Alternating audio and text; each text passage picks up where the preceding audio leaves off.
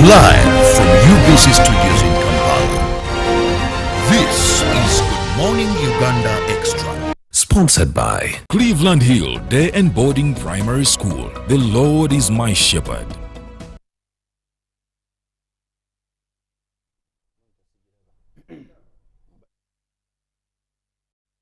Morning once again. Thank you so much for keeping it on UBC TV. Welcome back from Sports Updates with Ruben Mpima, Kasera Chibirango, as we prepare yet for a big day tomorrow, where we'll see that is the President-elect Yoweri Kaguta Museveni Habura being sworn in for yet another term.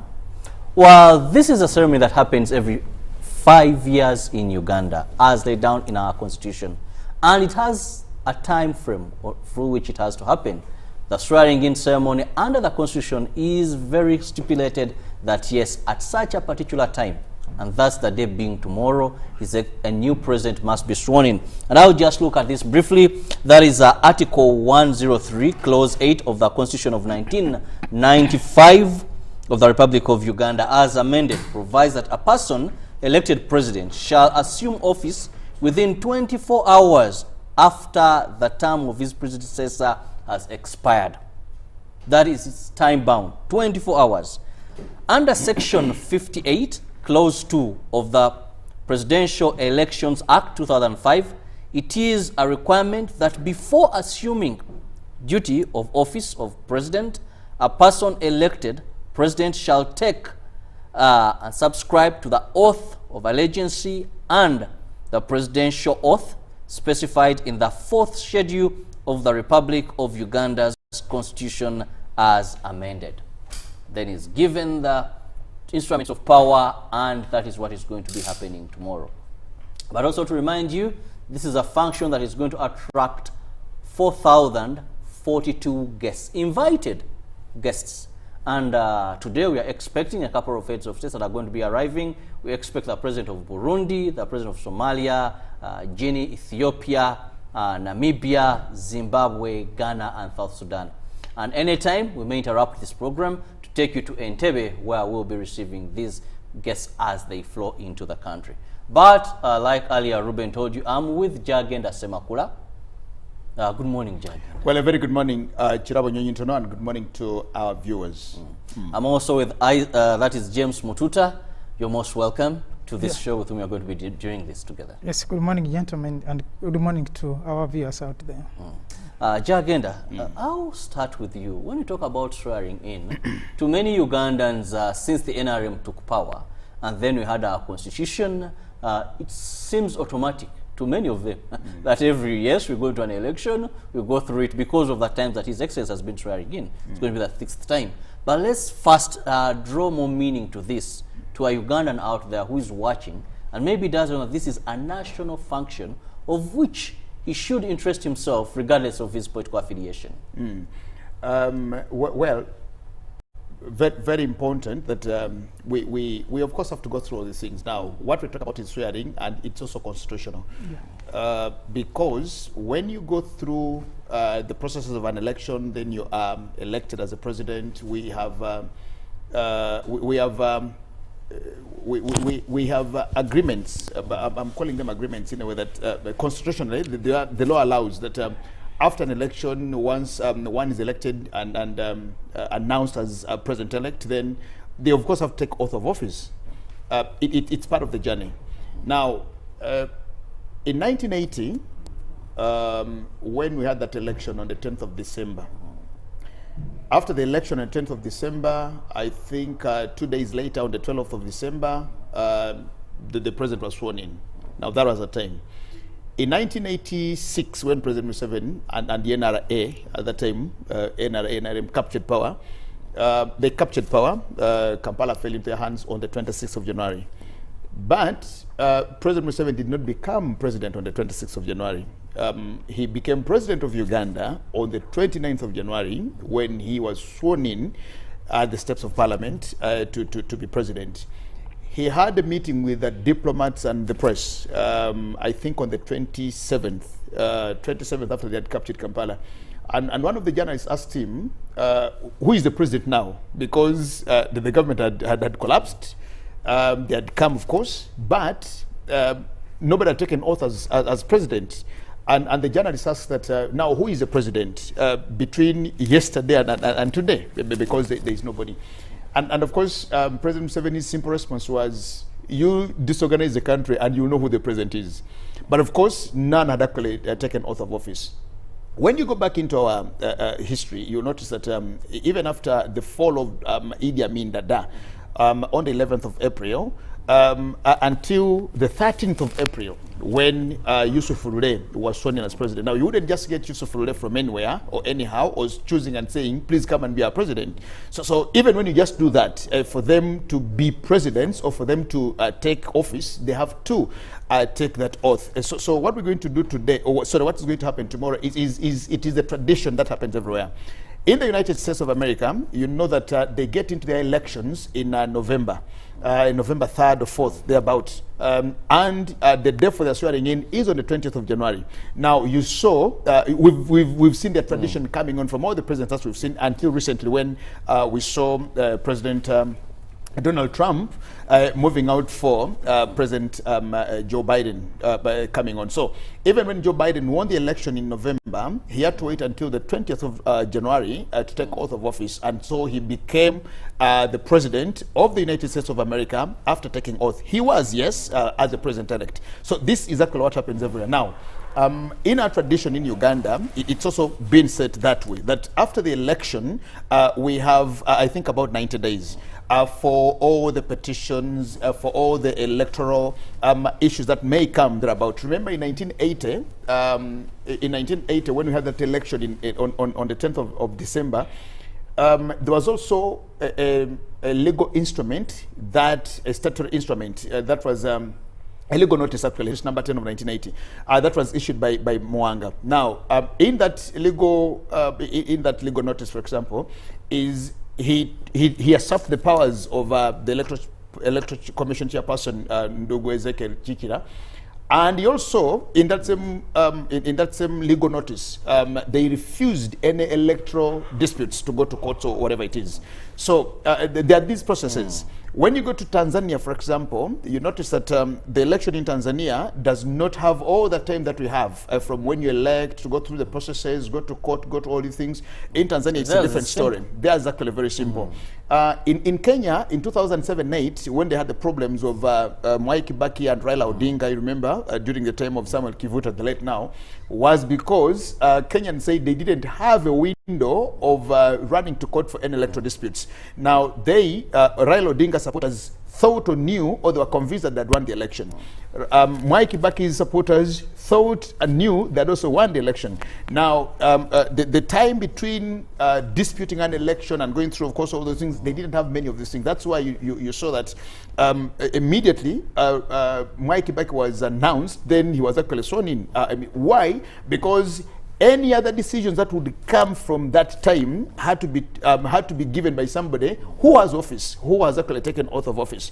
Now that's why he was actually sworn in a way. So all the things that happened, they happened even when there were disgruntlements or fights or all these things. When there's a head of state. Yes, exactly. But there was somebody referred to as the head of state who had taken oath of office. So what we're going to do is you can't say it can't happen, or you can't say it's not important, you can't say it can't be there. President Museveni's term, 2016-2021, is supposed to end tomorrow.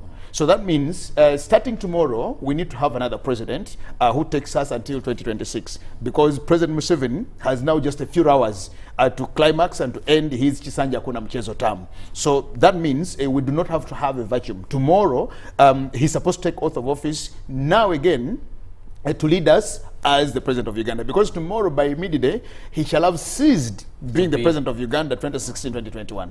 Well, Mututa, this is where I want to just draw our viewer to the scene or the site of what is going to be happening tomorrow. What exactly happens on this day, the swearing-in ceremony? What really happens that is very important for a Ugandan? Yeah, of course, by tradition, the swearing-in ceremony is the presentation of the candidate, the former candidate, now the president-elect, by the Electoral Commission. In essence, tomorrow, the biggest player of the day is the Electoral Commission. Exactly. Because they're the ones who are going to present to us the candidate who, according to records, won the election. and then the Chief Justice will swear in the president-elect into office, taking oath of office, but also being given instruments of power, because that is also something symbolic, that you don't have this power until it is given unto you. That the Constitution of Uganda is clear that to be a president, you, like he has explained, you must be sworn in, to be given the authority, to be given the office, to lead the state, to be the head of the armed forces. So all these instruments are supposed to be given to the president. And also, president is supposed to be presented to Ugandans after the exercise of elections. So he will be presented, and he will be sworn in, and will be handed over instruments of power to lead the country for the next 5 years. But of course, that goes with the lot, that there will be the fanfare that accompanies it. Of course, in the time of COVID, we may not have all the fanfare that we have been entertained to in the past.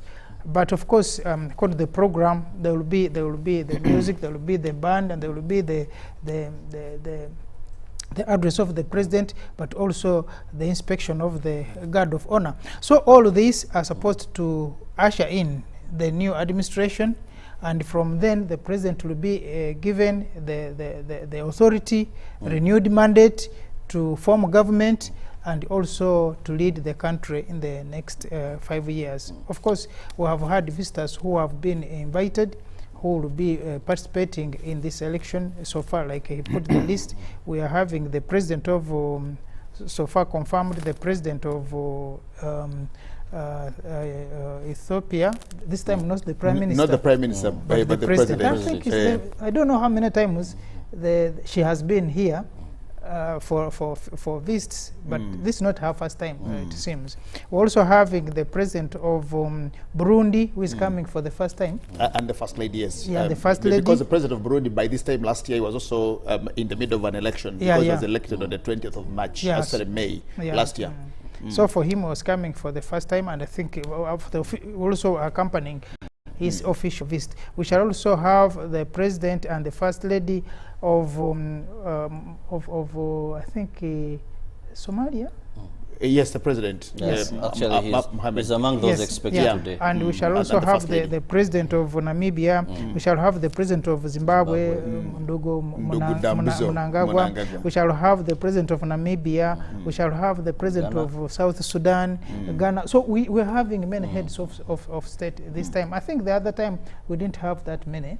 And this time we're also having, I think, President Suluhu will also be flying. Suluhu, yes, she's coming back. And President Uhuru will also be arriving for this. So it is an elaborate function, but also conscious of the fact that we are in the COVID period. I guess if it were not of this period, the problems of COVID, would have had more than 20 heads of state for this function. And of course, like we told you, anytime we will be going to, that is Entebbe, to of course take you, have that experience, a visual experience of the various heads of states as they are arriving into the country to attend this colorful ceremony. But like Mututa talked about the agenda, we need also to know more, to paint a picture of what is going to happen tomorrow. When we talk about the instruments of power that His Excellency receives, who does what at this function, what are some of these instruments and their relevance? For example, the Constitution, the national flag, the presidential standard flag, then we have the national anthem, the national coat of arms, and the public seal. Let's just take more information to our viewer. Those are the instruments of power, first and foremost. Now, there is the Constitution, and you see it even comes first, the Constitution, the public seal, the coat of arms. These are things that spell or tell our sovereignty, our independence, and our identity, and who we are. So now you talk about who does what. Now, when the president comes tomorrow, they're supposed to hand these to him. The instruments of power for custody, and of course, because Article 98 of the Constitution of Uganda pitches or puts the president as number one, he takes precedent of all people in Uganda, all persons in Uganda. He's senior citizen number one. Now, you notice that when that happens, of course, like he said, the Electoral Commission is the most important actually for this particular event. Yeah. That the chairperson of the Electoral Commission conducted an election according to the Constitution, Article 61 of the Constitution. And what they have to do is they declare the winner out of the election that they organized. Now, they're supposed to present that winner to the country. And of course, their duty is to present the winner of the election that they organized to the Chief Justice. Now, because we talk about taking oath, and you know very well that when issues of oath come in, then you talk about the legal persons now, and the chief legal person in the country is the Chief Justice. So the Chief Justice leads the president into taking that oath of office, oath of the presidency, and one by one he hands those particular instruments. They don't just dump them to him. Then, of course, the Chief of Defense Forces also hands over instruments of national security, because Article 98 of the Constitution says the president shall be the head of state. He shall be the commander-in-chief of exactly. So the Chief of Defense Forces also hands over instruments of national security to the commander-in-chief.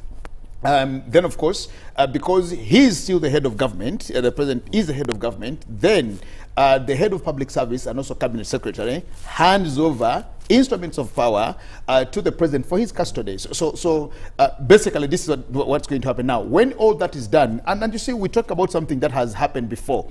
It happened before. For we who have taken time to look at it, to follow, to interest ourselves, to actually know what really happens. That's what's going to happen. So it is the tradition. When all that is done, then of course the director of ceremonies will ask the Chief Justice, the Chief of Defense Forces, and the head of public service now to resume their seats. Then, of course, the president will salute the nation. He shall do all the other things now. He shall be now not a president-elect, because we now refer to him today as Rais Mteule, meaning he's a president-elect.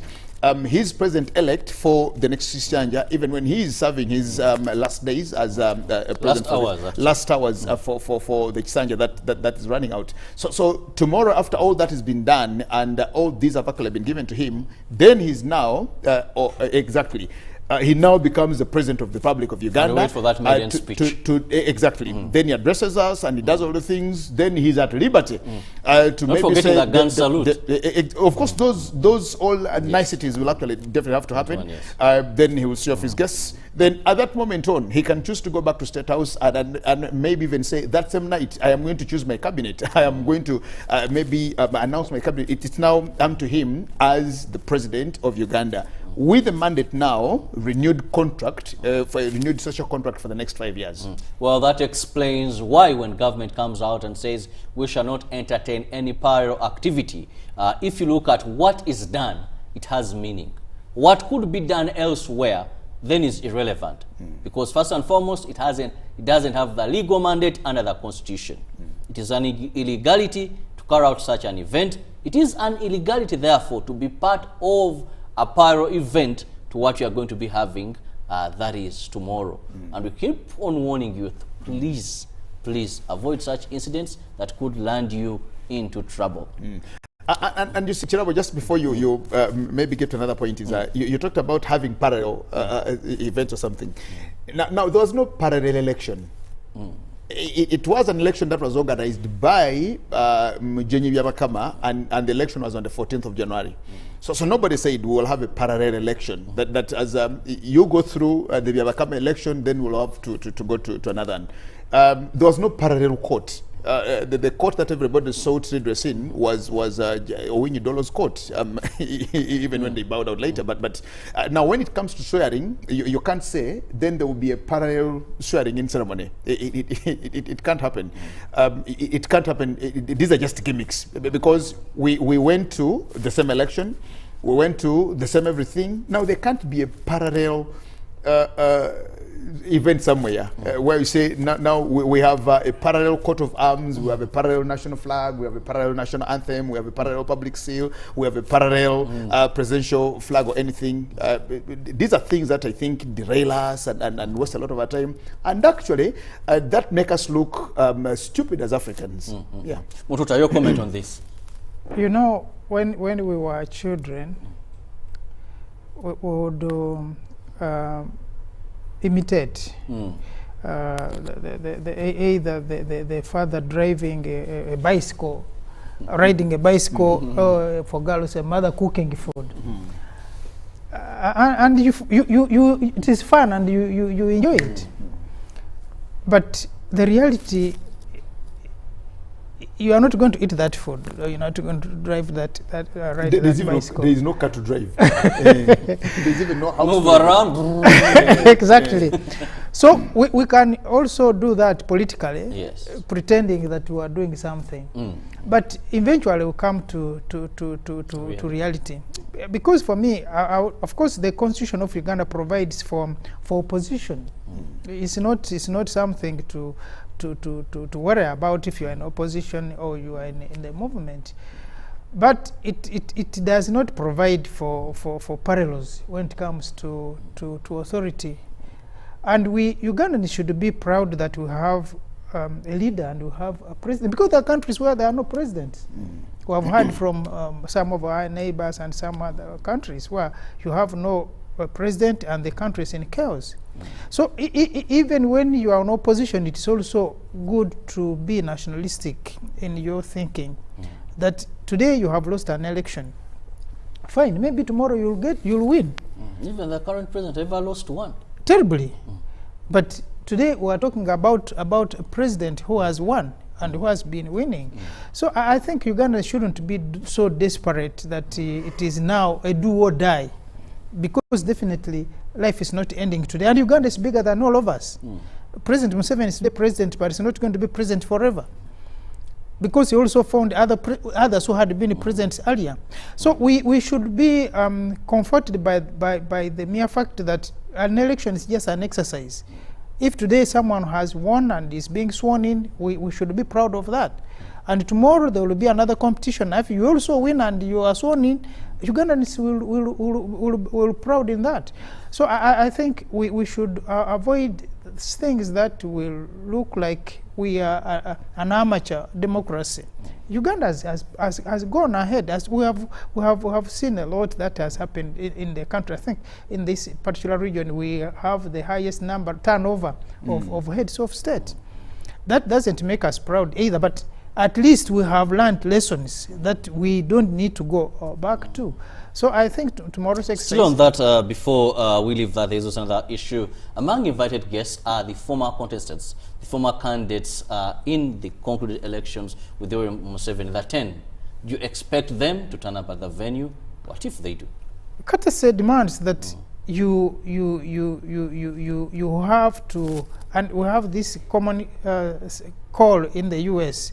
When you accept that you actually you have been defeated, you call the person and congratulate them that I know you have beaten me, but tomorrow I'll also beat you. Unfortunately, this time it didn't happen with that is Trump. Exactly. And, yeah. Joe Biden. So, yeah, it's also the same bad manners. It's not only here. He wasn't even anywhere during the inauguration. Now, we would have expected as Ugandans to see members who competed against President Yoweri Museveni coming tomorrow to attend the inauguration, because this inauguration is not only for the president per se, it's not only for Museveni show, but it is also for all Ugandans. And President Museveni is not going to be a president of the movement. President Museveni is going to be a president of all Ugandans, regardless of your political affiliation, regardless of your color, regardless of your religion. President Museveni is now going to be a president of all. In fact, it is a bit unfortunate for the movement, because they may have expected him to be theirs, only theirs. But that's not going to happen because it's going to be a president for all Ugandans. So it would have been good for the members of opposition, including the leader of opposition in parliament, to come for this function, because it does not make you look a hero by trying to stay away for the inauguration. You can have our own things, our own problems.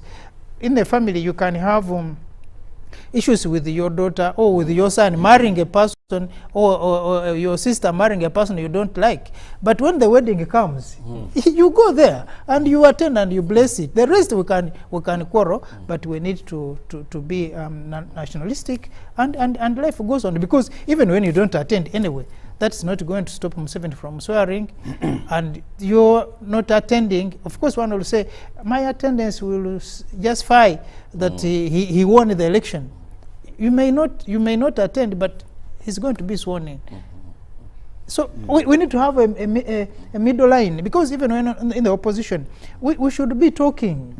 Those in power and those in opposition should at least have common ground when it comes to certain issues of national interest. Yes, clearly. Yes, like we told you earlier, anytime we may connect to Entebbe, where we're expecting several heads of states that will be jetting into the country. The president of Burundi, Somalia, Ethiopia, Mozambique. We expect Zimbabwe, Ghana, South Sudan arriving today. Jagana, briefly take us through this list, because you know there are a couple of them that are going to be coming into the country between today and tomorrow. Briefly.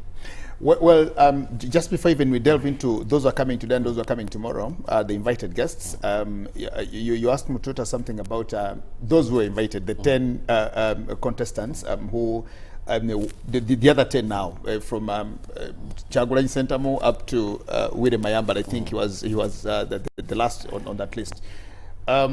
You remember that in 2005, when we decided to go multipartyism, we held our first election under the auspices of multiparty in 2006. And after that election, President Museveni invited those that he had contested with in that election to talk, discuss, and all the things. And you remember that all of them actually went and attended that meeting with President Museveni, except Dr. Kanokiza Besigye.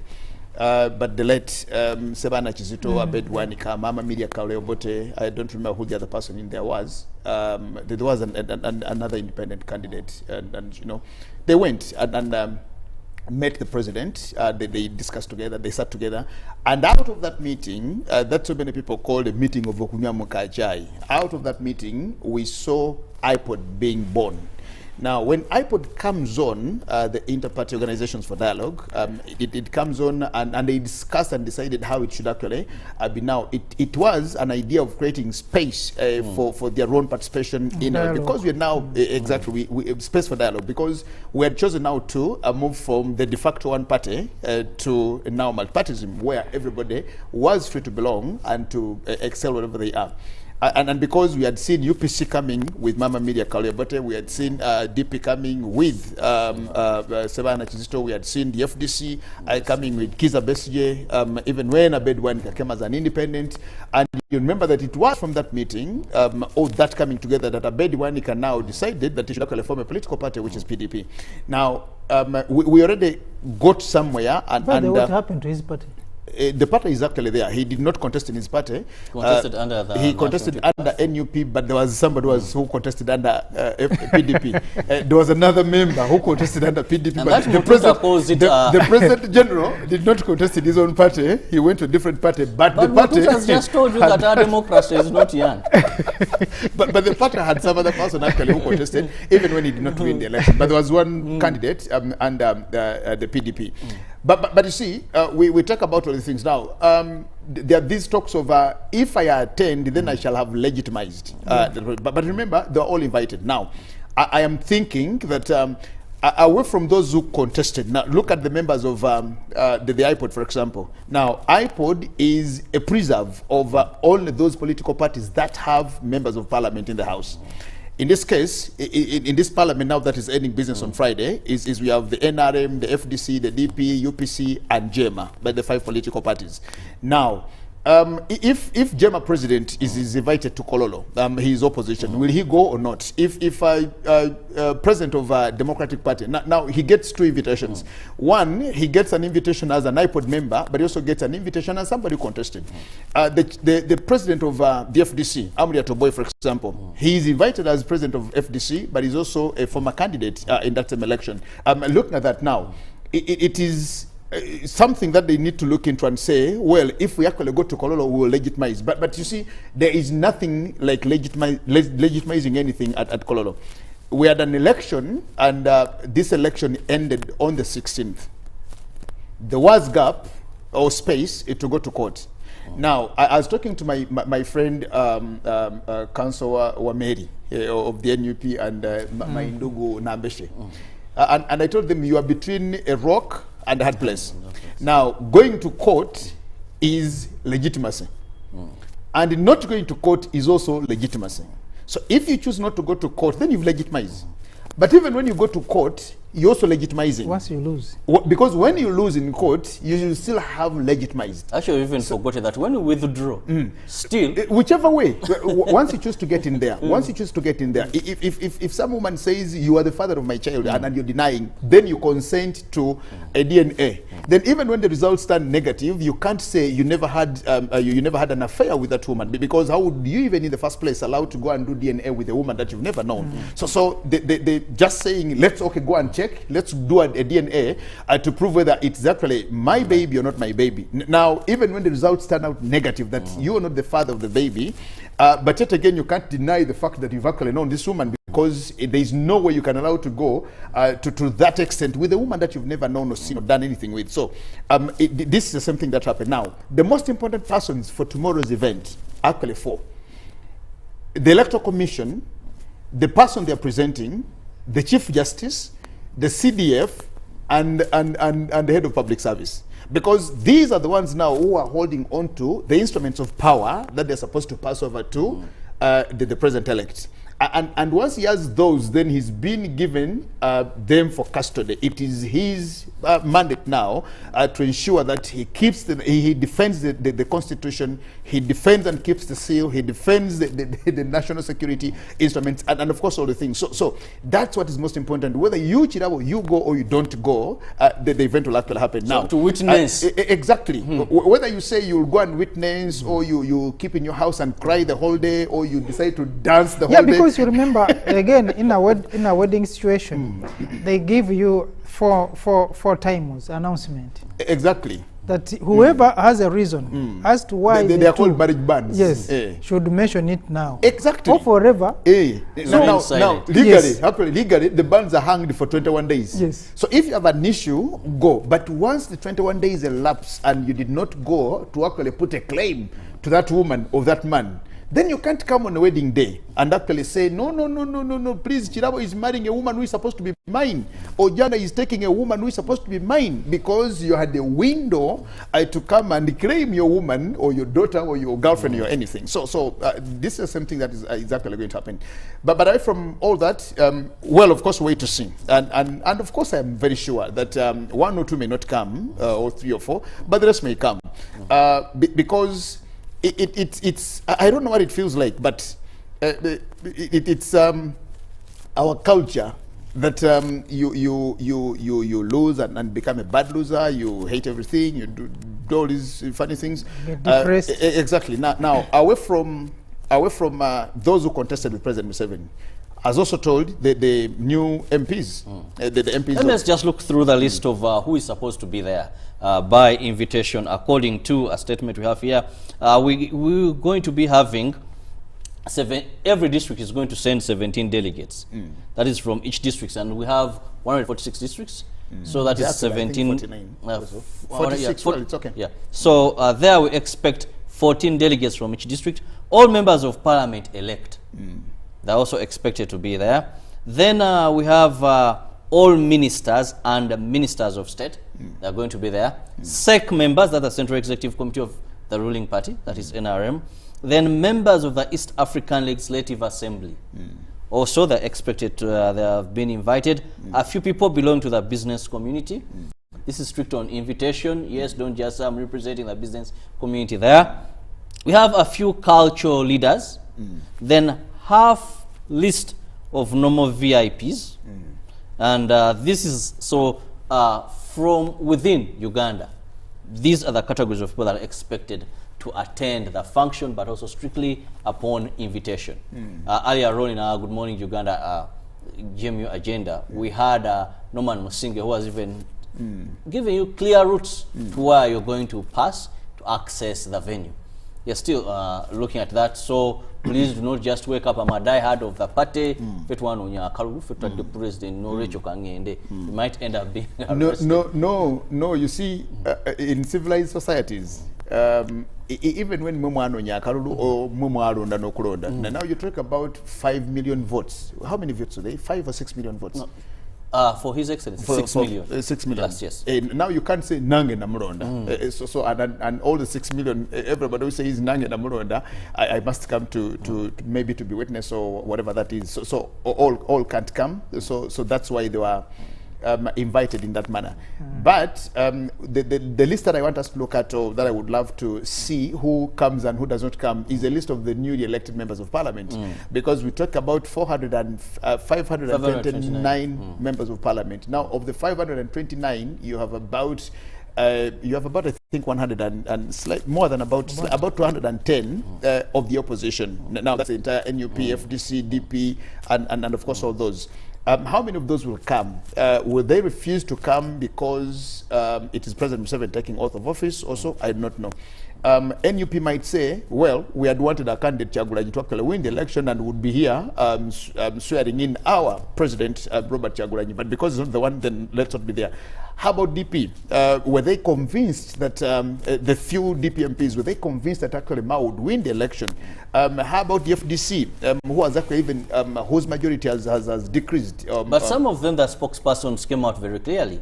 For FDC, Semujunganda was very clear that we will not. Yeah, but you see. Nope, I saw Joe Senyonyi very clear. Exactly. Will not legitimize the legality. Exactly.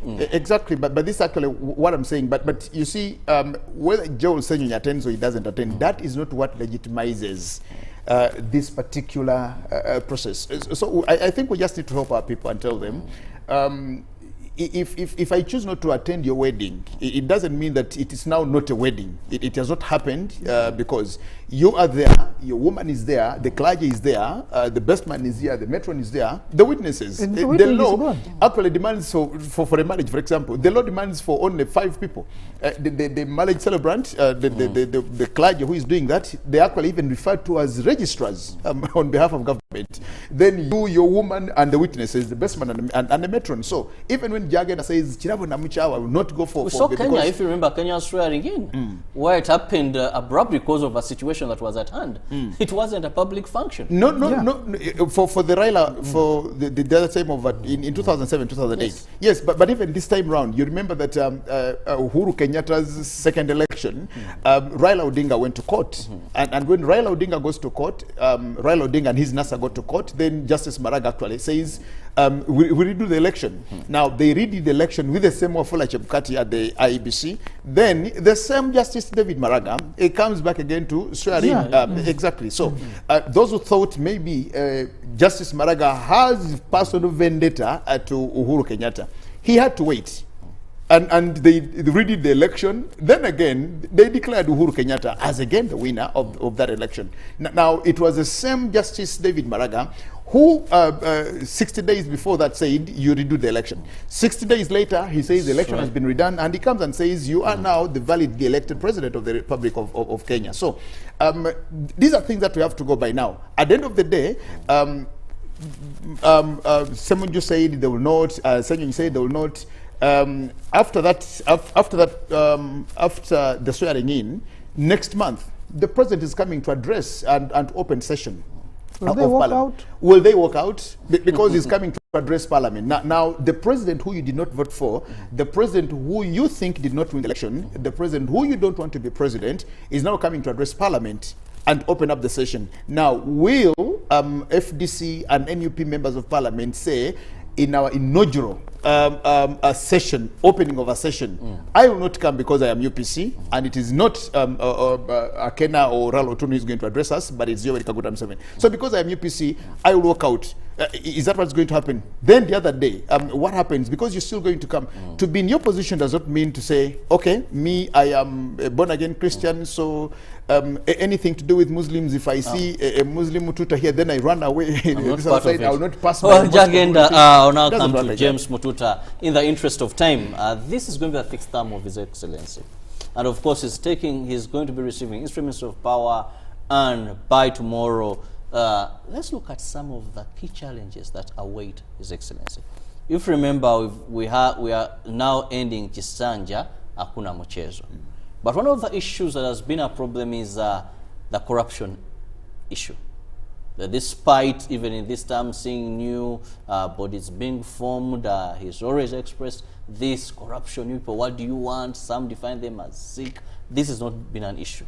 We are now going into Chisanja, where we recently signed the oil pipeline deal with Tanzania. We are going to this Chisanja, where of course we are saying the opposition in one or the other. The other time it was a challenge of FDC. Now you're having a NUP, and more of the youth getting a part where they are more affiliated. Let's look at some of these key challenges awaiting. We can start from the economic front, where part of the problem that the president and his administration will be facing will be the issue of economics in this country, in terms of how do we have money in the hands and pockets of Ugandans. How can Ugandans afford to have the basics in life, issues of health care, issues of housing, issues of medication.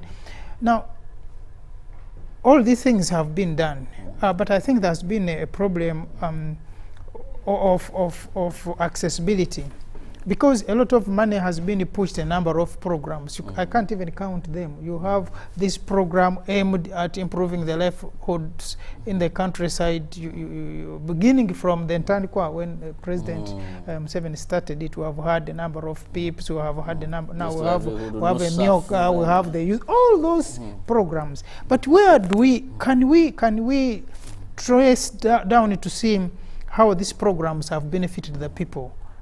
Is there value for money? Yes. So the answer is yes and no, because a lot of the money has been a lot of hemorrhaging along the delivery line, and that is due to corruption. The president alone cannot fight corruption, because people who are involved in corruption are the people who we have interested as civil servants or the political leaders at all levels.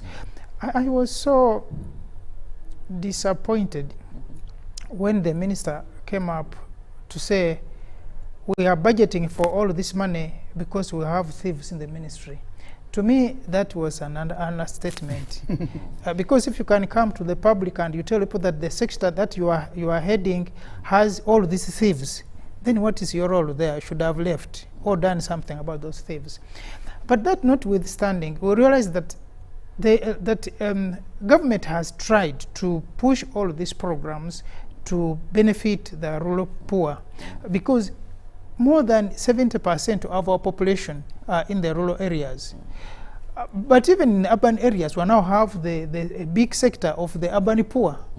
So you realize that there is a lot of disconnect between the policy, but also the delivery of the programs. So I think the president and his administration are going to be faced with that challenge, which they have to address. But I was happy when he came up with this issue of the village model, and quoting the Korean experience. I think I'm lucky I've been a bit exposed to the Korean experience. That part of the problem of the new village movement? Yes, of the village movement. The new Semaong. Yes, Semaong in Korea. Part of the problem of fighting corruption was using that there was a direct connect between the center and the village. If the villagers wanted cement to work on their road, then the cement was delivered directly to the village without having the middlemen. because the problem we have in government is that the middlemen, if government is buying vehicles from Toyota, why should we buy from a middleman who does not even own a share in the Toyota company? Why can't we buy from Toyota and Toyota delivers vehicles to us? So now when you look at the parish model, it's going to answer some of these questions. My worry is that it does not, if we are going to implement it like we have implemented other programs, Myoga and others, then the vicious circle will end up in the vicious circle. But if we are going to implement it according to the copying from, not everything of course, from the Korean model, that could at least yield some results, because the planning will be done by the people themselves in that particular location, and then the implementation will be given as to their plans. Now we're having a problem with the programs like WEC. We get complaints that sometimes they deliver seedlings when it is a dry season and you can't plant, or you deliver to people who have not asked for the things that you are delivering. It's not demand driven. Yes, or you are delivering at the time when no one is even aware that they need to have this. So I think the village, the parish model, given that, because now most of our parishes are more or less the villages we had in the past, can go a long way in addressing that. But at the same time, the members of parliament who are coming to parliament, if there can be a change of mind, because again what drove and helped the Koreans was the mindset.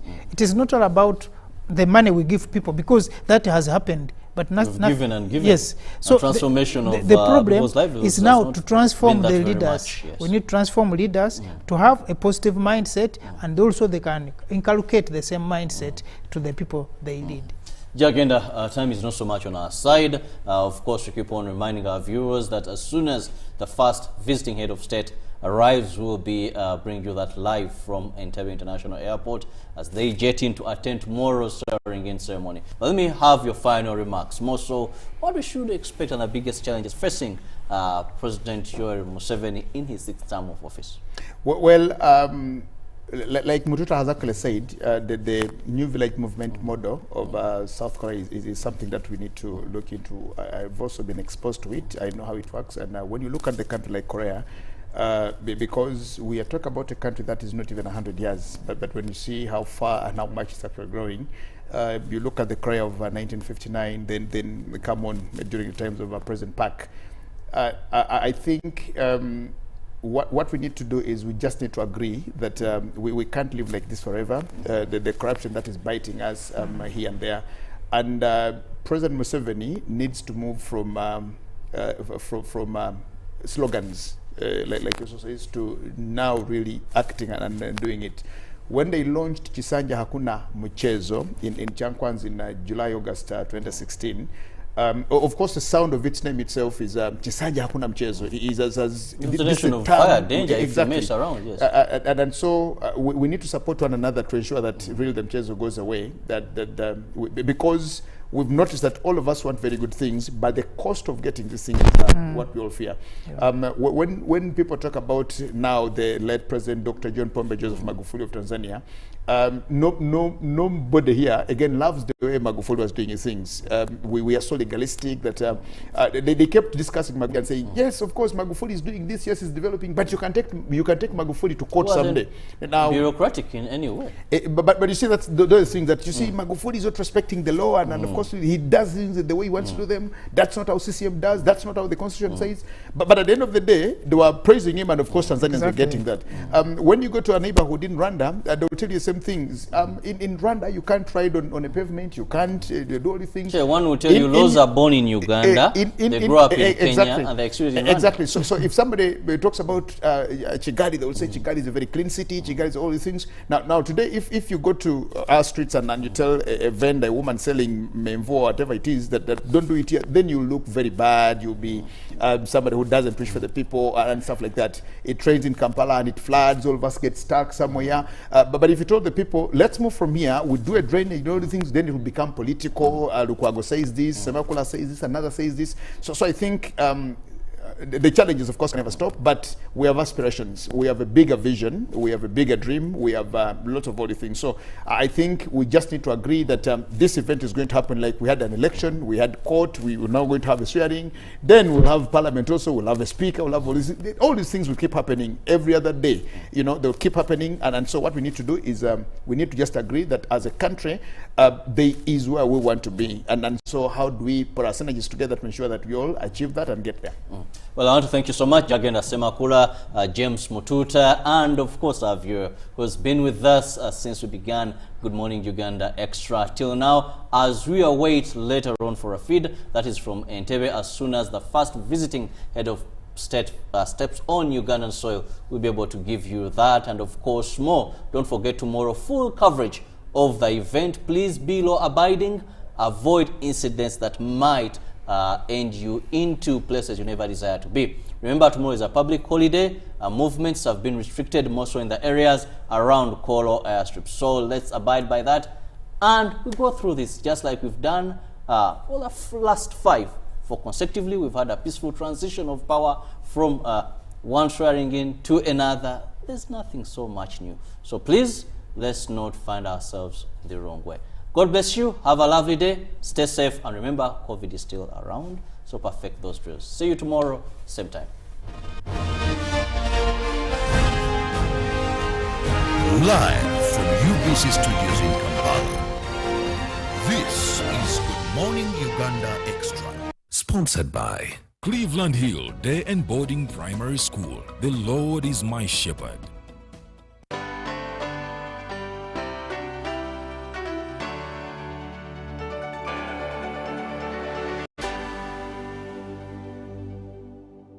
Pick of the day on UBC, brought to you by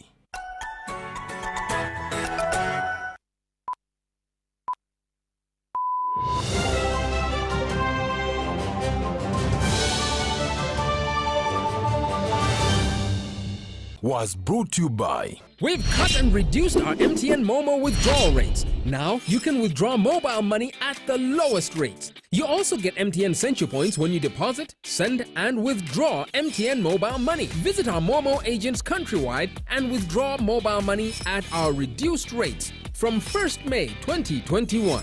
Everywhere you go, MTN.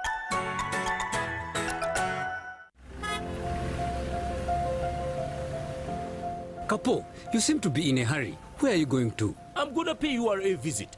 But you can access URA online. Why pay a visit? To know more about the Kakasa business solutions, namely digital tracking solution, the voluntary disclosure program and electronic fiscal receipting and invoicing solution, which have turned my business around. You know I need to be on top of my game to protect my empire. If you know, you know. I too need to know what Kapo knows. Kakasa, be sure you are in charge of your business. Uganda Revenue Authority, developing Uganda together. We've cut and reduced our MTN Momo withdrawal rates. Now you can withdraw mobile money at the lowest rates. You also get MTN Central Points when you deposit, send, and withdraw MTN mobile money. Visit our Momo agents countrywide and withdraw mobile money at our reduced rates from 1st May 2021. Everywhere you go, MTN.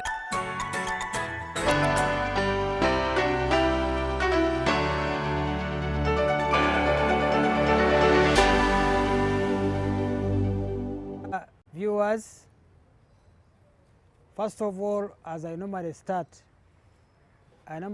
by saying peace